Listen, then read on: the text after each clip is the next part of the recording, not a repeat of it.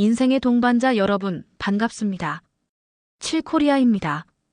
혹시 이런 생각해 보신 적 없으신가요? 젊어서는 그렇게 똑똑하고 잘 나가던 그 친구가 어쩌다 말년에는 병들고 외롭게 지내게 되었을까? 반대로 젊어서는 별 볼 일 없던 저 친구는 어떻게 나이 들어 자식들 효도받으며 저렇게 편안하게 살고 있을까? 우리는 흔히 그것을 알 수 없는 운명이라고 말합니다. 하지만 동반자 여러분, 과연 그럴까요? 오늘 저는 말년의 고생은 운명이 아니라 내가 살아온 인생의 청구서라는 조금은 불편하지만 반드시 마주해야 할 진실에 대한 이야기를 해보려고 합니다. 제가 아는 한 분, 이 회장님의 이야기입니다. 그분의 40대, 50대는 그야말로 눈부셨습니다. 맨주먹으로 시작해 누구보다 독하고 치열하게 일해 큰 회사를 일궜습니다.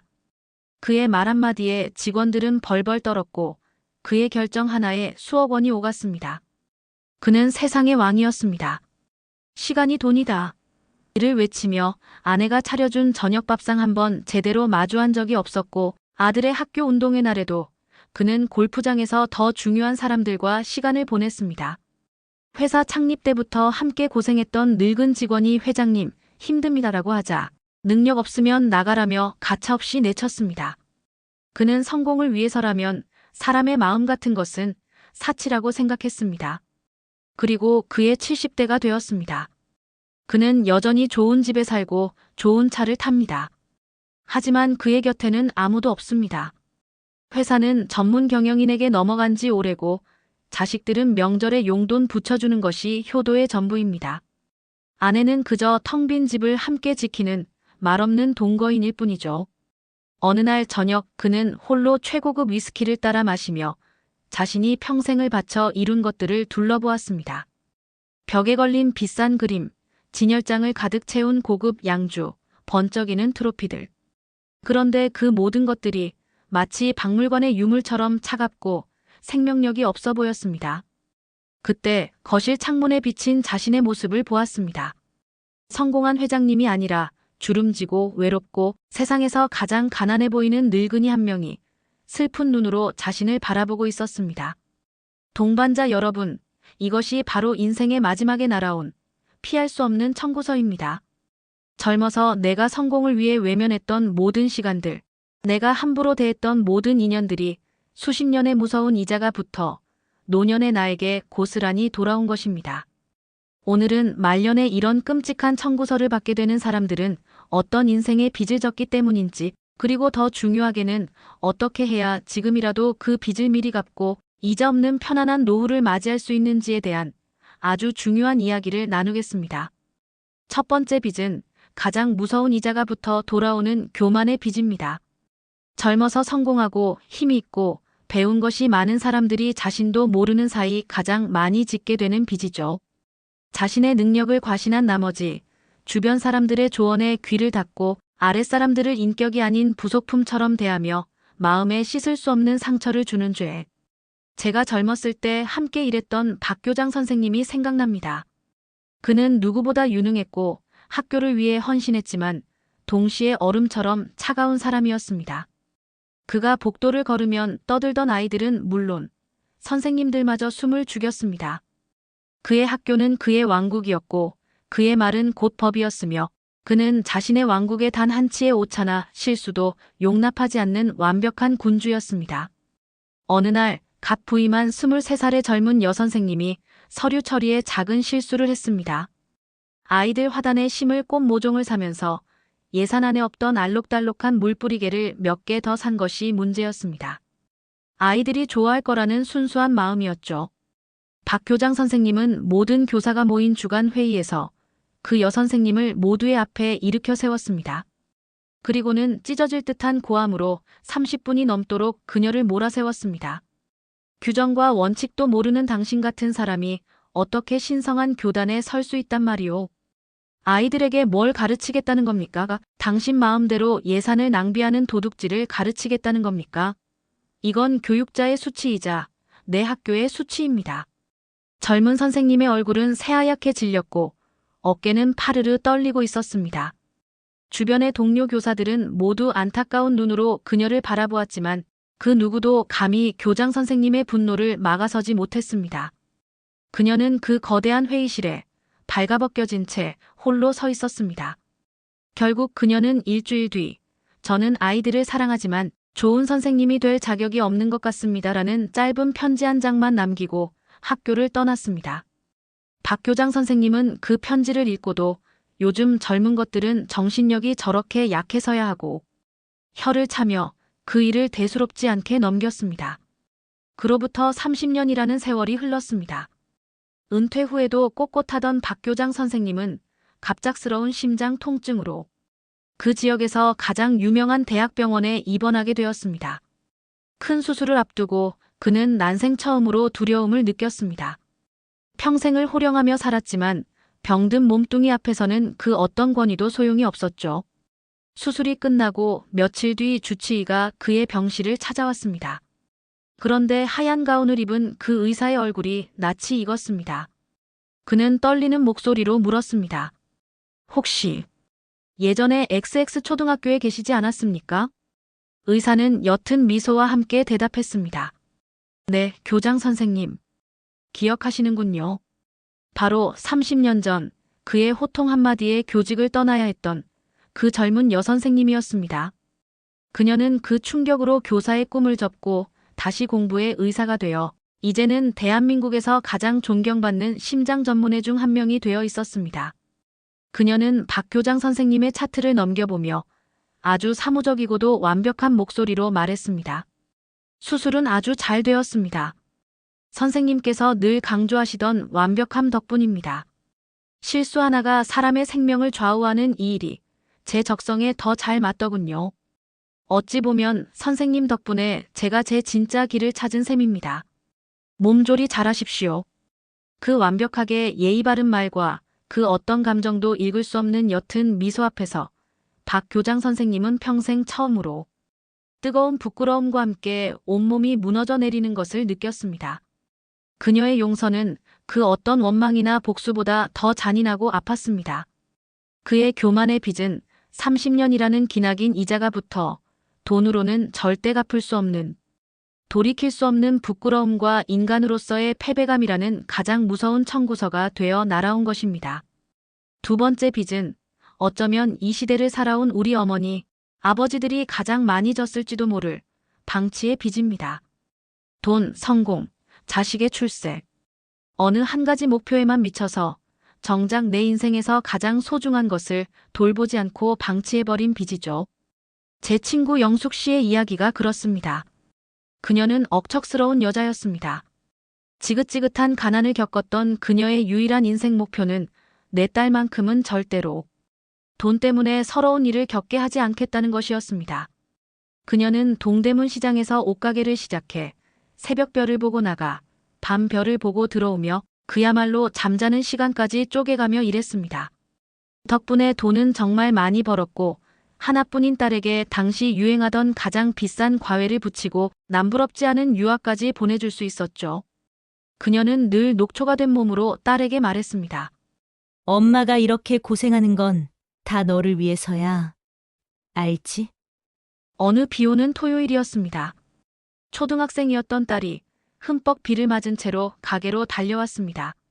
한 손에는 커다란 금메달을, 다른 한 손에는 상장을 들고 있었죠. 엄마, 나 시 전체 미술대회에서 대상 탔어. 아이의 얼굴은 세상을 다 가진 것처럼 환하게 빛나고 있었습니다. 하지만 그때 영숙 씨는 막 가게로 들이닥친 단체 손님과 흥정을 하느라 정신이 없었습니다. 그녀는 딸의 얼굴은 보지도 않고 옷이 비에 젖을까 손으로 휙휙 내저으며 말했습니다. 우리 딸 잘했네, 장하다. 근데 엄마 지금 정신 하나도 없어. 이거 옷들 비 맞으면 큰일 나. 얼른 집에 들어가 있어. 응? 이따 밤에 가서 아빠랑 같이 제대로 보자. 딸의 얼굴에서 빛이 사라지는 것을 그녀는 보지 못했습니다.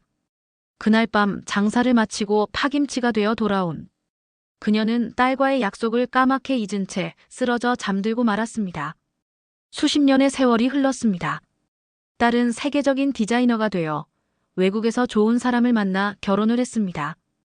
영숙 씨는 이제 가게를 접고 딸이 보내주는 돈으로 강남의 좋은 아파트에서 편안한 노후를 보내고 있었습니다. 그녀의 인생 목표는 완벽하게 이루어진 셈이었죠. 그런데 이상하게도 그녀의 마음은 늘 허전했습니다. 1년에 몇 번 딸과 영상 통화를 하는 날이 그녀에게는 가장 기쁘면서도 가장 견디기 힘든 시간이었습니다. 화면 속 딸은 너무나도 성공했고 너무나도 완벽했으며 그리고 너무나도 예의 바른 손님 같았습니다. 어머니, 건강은 괜찮으세요? 보내드린 용돈은 부족하지 않으시고요? 영숙 씨는 묻고 싶었습니다. 딸아, 요즘은 뭐가 제일 기쁘니? 일 말고 너를 웃게 하는 건 뭐니? 사는 건 힘들지 않고, 하지만 그 질문이 목구멍까지 차올랐다가 차갑게 식어 다시 내려갔습니다. 평생 단 한 번도 돈과 성공이 아닌 딸의 마음을 물어본 적이 없었기 때문입니다. 그날 그녀는 용기를 냈습니다. 딸아, 혹시 어릴 때 내가 미술대회에서 상 타왔던 거 기억나니? 엄마가 그때 가게 일로 너무 바빠서 제대로 축하도 못 해줬는데. 화면 속 딸은 잠시 생각에 잠기더니 아주 옅고 서늘한 미소를 지으며 말했습니다. 오래전 일이라 잘 기억나지 않네요, 어머니. 이제 곧 회의에 들어가야 해서요. 다음에 또 통화해요. 필요한 거 있으시면 언제든 비서 통해서 연락 주시고요. 뚜뚜하고 끊어진 화면을 보며 영숙 씨는 깨달았습니다. 그녀가 젊었을 때 성공을 위해 방치했던 딸의 마음을 들여다볼 시간이라는 빚은 돈으로는 절대 살 수 없고 시간으로는 절대 되돌릴 수 없는 돌이킬 수 없는 거리감이라는 세상에서 가장 차갑고 무서운 청구서가 되어 날아온 것입니다. 그녀는 딸에게 가난을 물려주지 않는 데는 성공했지만 정작 가장 소중한 따뜻한 추억 하나를 물려주지 못했던 것입니다. 마지막 세 번째 빚은 어쩌면 가장 달콤하고 그래서 가장 비참한 청구서로 돌아오는 쾌락의 빚입니다. 미래를 위한 책임감 없이 오직 현재의 즐거움과 쾌락만을 쫓아 살아온 빚이죠. 제 시동생 이야기가 그렇습니다. 그는 젊었을 때 명동의 멋쟁이로 통했습니다. 훤칠한 키에 번지르르한 말재주, 늘 최신 유행하는 옷차림으로 주변에는 항상 여자와 친구들이 들끓었죠. 그의 인생 신조는 인생 뭐 있어? 즐기다 가는 거지. 였습니다. 그는 답답한 직장 생활을 3개월 이상 견디지 못하고 툭하면 회사를 그만뒀고 돈이 생기면 저축할 생각은 않고 친구들과 어울려 술 마시고 비싼 차를 사는데 다 써버렸습니다. 형인 제 남편이 너 그러다 나중에 어쩌려고 그러냐고 걱정하면 그는 특유의 매력적인 미소를 지으며 말했습니다. 형님, 돈은 말이죠. 가둬두면 썩는 겁니다. 이렇게 돌고 돌아야 경제가 사는 거라고요. 형님처럼 재미없게 살기는 싫습니다. 그러던 어느 날 제 남편이 막 청약을 시작한 작은 아파트의 분양 서류를 들고 시동생을 찾아갔습니다. 재수 씨, 이거 지금은 고생스러워도 딱 10년만 고생하면 나중에 2배, 3배가 될 게 분명하네. 우리 같이 합시다. 하지만 시동생은 고개를 저었습니다. 형님, 좋은 건 알겠는데 제가 어제 새로 나온 그랜저를 보고 왔지 뭡니까? 번쩍이는 게 아주 죽여줘요. 남자는 또 차가 있어야 여자들이 따르는 법 아니겠습니까? 결국 그는 그 돈으로 번쩍이는 새 차를 뽑았고 더 많은 친구들과 어울리며 젊음을 만끽했습니다. 어느덧 세월이 화살처럼 흘러 그도 60대 후반이 되었습니다. 그의 곁을 맴돌던 수많은 친구들은 각자 가정을 꾸리고 자식들 뒤치다꺼리하느라 연락이 끊긴 지 오래였습니다. 그를 따르던 여자들도 돈 없고 힘없는 늙은이에게는 더 이상 눈길을 주지 않았죠. 그가 자랑하던 번쩍이는 차는 낡은 고물차가 되었고 유행하던 옷들은 촌스러운 헌옷이 되었습니다. 남은 것은 젊어서 배워둔 기술 하나 없이 약해진 몸과 보증금도 간신히 마련한 도시 외곽의 낡은 월세방뿐이었습니다. 지난 추석이었습니다. 온 가족이 모이는 날이었지만 그는 끝내 나타나지 않았습니다. 나중에 들려온 소식은 그가 차마 조카들에게 용돈 10,000원, 한 장 쥐어주지 못하는 자신의 신세가 처량해서 차마 올 수가 없었다는 것이었습니다. 그날 밤 그는 낡고 추운 월세방에 홀로 앉아 창밖으로 보이는 환한 아파트 불빛들을 바라보았다고 합니다. 그 아파트 단지가 바로 30년 전 형님이 함께 사자고 했던 바로 그곳이었습니다. 그는 휴대폰을 열어 조카들이 카카오톡 프로필에 올려놓은 행복한 가족 사진을 한참이나 들여다보았습니다. 사진 속 배경은 바로 그 아파트의 넓고 따뜻한 거실이었습니다. 그는 주머니를 뒤져 담배 한 갑살 돈이라도 있는지 찾아보았지만 손에 잡히는 것은 낡은 동전 몇 개뿐이었습니다. 그가 젊었을 때 미래와 맞바꾸며 흥청망청 써버렸던 시간과 책임감의 빚은 이제 가난과 초라함, 그리고 아무도 기억해주지 않는 고독이라는 세상에서 가장 무서운 이자가 붙어 그의 노년을 통째로 압류해버린 것입니다. 동반자 여러분, 그렇다면 이미 내 인생 통장에 빼곡히 쌓여버린 이 무서운 빚들을 우리는 어떻게 갚아나가야 할까요? 이제 와서 뭘 하며 포기하고 그저 쓸쓸한 노년을 받아들여야만 하는 걸까요? 아닙니다. 다행히도 하늘은 우리에게 이 모든 빚을 청산하고 이자 없는 편안한 노후를 맞이할 수 있는 기회를 주십니다. 그 기회는 바로 지금 이 순간을 살아가는 우리 자신에게 있습니다. 앞서 등장했던 새 주인공이 어떻게 자신의 끔찍한 청구서 앞에서 새로운 길을 찾아 나섰는지 그 용기 있는 여정을 함께 따라가 보겠습니다. 첫 번째, 교만의 빚을 갚기 시작한 박교장 선생님의 이야기입니다. 30년 만에 만난 제자가 자신보다 훨씬 더 위대한 스승이 되어 눈앞에 서 있는 그 순간 박교장 선생님의 얼음 같던 자존심은 산산조각이 났습니다. 그는 며칠 밤낮을 자신이 젊었을 때 내뱉었던 그 잔인한 말들을 곱씹으며 괴로워했습니다. 이제 와서 내가 무슨 면목으로 그녀에게 용서를 빈단 말인가. 그는 용서를 빌 자격조차 없다고 생각했습니다. 대신 그는 아주 다른 방법으로 빚을 갚기 시작했습니다. 그는 수소문 끝에 그 여선생님, 아니, 최 교수님이 가정 형편이 어려운 의대생들을 위해 남몰래 후원하는 장학회가 있다는 사실을 알게 되었습니다. 그는 자신의 남은 재산의 상당 부분을 정리하여 익명으로 그 장학회에 큰 돈을 기부했습니다. 그리고 기부자 이름란에 딱 한 줄을 적었습니다. 30년 전 한 위대한 스승의 씨앗을 짓밟을 뻔했던 어리석은 늙은이가. 그는 최 교수에게 직접 사과하지 못했습니다. 하지만 그는 30년 전 자신이 꺾어버릴 뻔했던 그 선한 의지를 이제 이름도 얼굴도 모를 젊은 의대생들에게 이어주는 방식으로 자신의 빚을 갚아나갔습니다. 그는 용서받지 못했지만 그날 이후 처음으로 마음의 부끄러움을 덜고 편안한 잠을 잘 수 있었습니다. 교만의 빚은 이처럼 이름 없는 겸손으로 갚아나가는 것입니다. 두 번째, 방치의 빚을 갚기 시작한 영숙 씨의 이야기입니다. 딸과의 영상 통화가 끊긴 뒤 영숙 씨는 며칠을 알아누웠습니다. 딸이 성공할수록 자신과의 거리가 멀어지는 것만 같아 견딜 수가 없었죠. 그녀는 뒤늦게 깨달았습니다. 자신이 평생 딸에게 보낸 것은 돈과 기대였지 진심 어린 관심이 아니었다는 것을요. 그녀는 더 이상 딸에게 전화를 걸어 엄마 좀 봐달라고 조르지 않았습니다. 대신 그녀는 딸이 어릴 때 가장 좋아했던 반찬들을 만들기 시작했습니다. 솜씨 좋은 그녀가 만든 장조림, 멸치볶음, 그리고 정성껏 담근 김치를 아이스박스에 차곡차곡 담았습니다. 그리고 그 위에 서툰 글씨로 짧은 편지를 썼습니다. 사랑하는 딸아, 내가 어릴 때 미술대회에서 상 타온 날 엄마가 바쁘다고 그냥 보냈던 게 평생 한이 되는구나.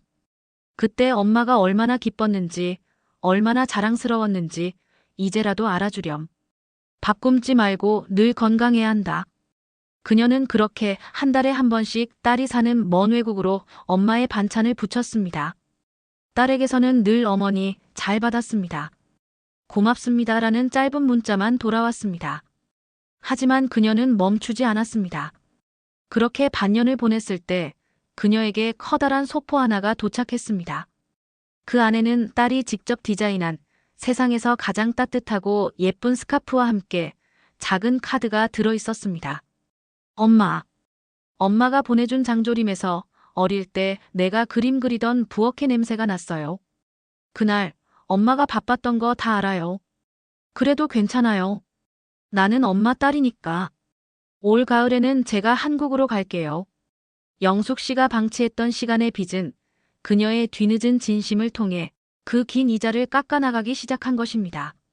세 번째, 쾌락의 빚을 갚기 시작한 시동생의 이야기입니다. 낡은 월세방에 홀로 남아 초라한 자신의 신세를 한탄하던 시동생은 더 이상 누구에게도 손 벌릴 염치도 힘도 없었습니다. 그는 평생을 받기만 하고 즐기기만 했던 자신의 삶이 얼마나 공허했는지 뼈저리게 깨달았습니다. 그는 다음 날 동네 복지관을 찾아갔습니다. 그리고 거동이 불편한 독거노인들에게 도시락을 배달하는 봉사활동을 시작했습니다. 그가 가진 것은 튼튼한 두 다리뿐이었으니까요.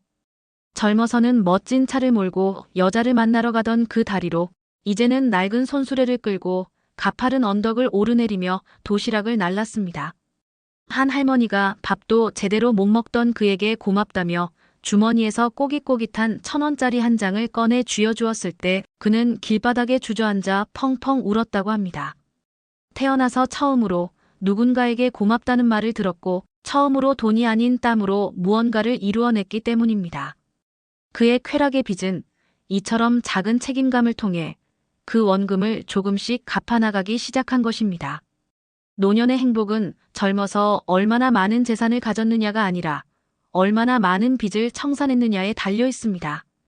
당신의 인생 청구서를 미리 확인하고 교만의 빚은 겸손으로, 방치의 빚은 관심으로, 쾌락의 빚은 책임감으로 지금부터라도 갚아나가는 현명한 동반자님들이 되시기를 인생의 동반자 7코리아가 진심으로 응원하겠습니다.